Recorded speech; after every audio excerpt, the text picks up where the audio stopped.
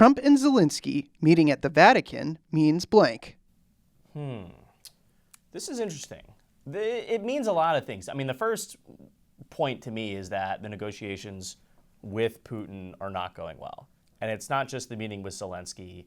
It's his tweets last week in all caps saying, Vladimir, stop. That's a very different tone that we've heard Donald Trump address the Russian president with over the last couple of months. But ultimately, I kind of view this as him finally recognizing that he can't just be president.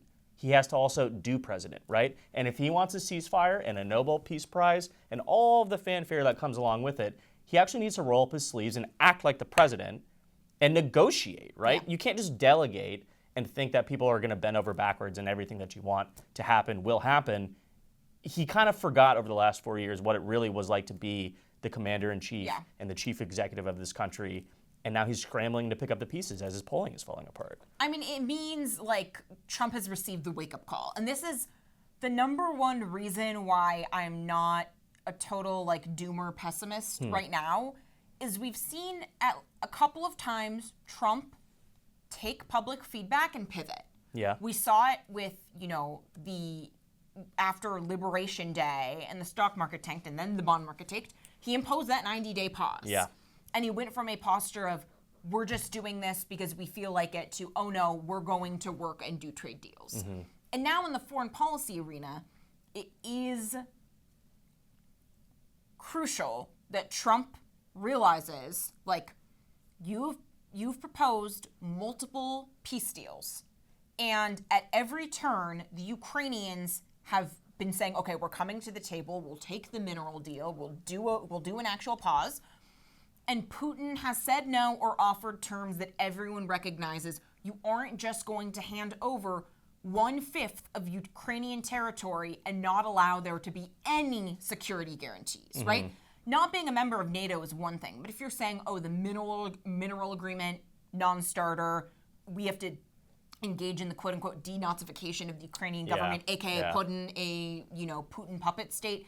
No go. And like, we all know, the person that threw the first punch is probably not the one that wants to exit the fight, especially when it's been this much of a stalemate. Like the front lines of the war have virtually remained unchanged within, I think it's like a 2% margin for the last 2 years. Yeah. So it's not benefiting either party. But the problem is that Putin does not exist in the realm of reality or in the realm of what I believe some isolationists in the Trump faction believe could be true.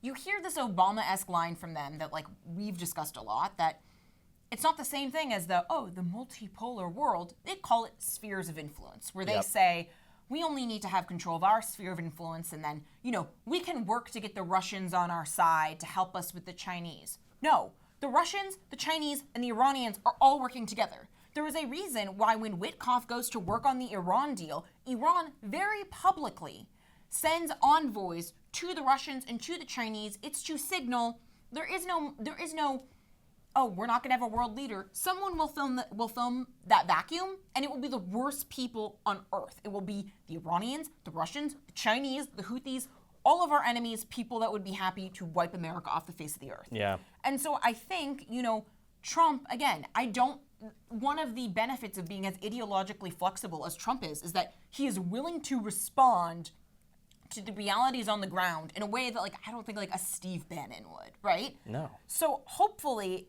I think one other thing that went unmentioned with the whole Zelensky catastrophe in the Oval Office is this is a guy who has been traversing the world in between fighting a war for 3 years, probably getting no sleep and flying constantly or trying to prevent his country from being blown off the map, dealing in a second language that is not native to him.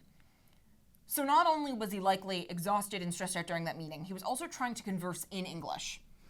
Zelensky did an interview with Ben Shapiro that was released over the weekend, and crucially, he was using a translator during it. And we know Zelensky speaks pretty good English, but there are things that just culturally get lost in translation. Yeah.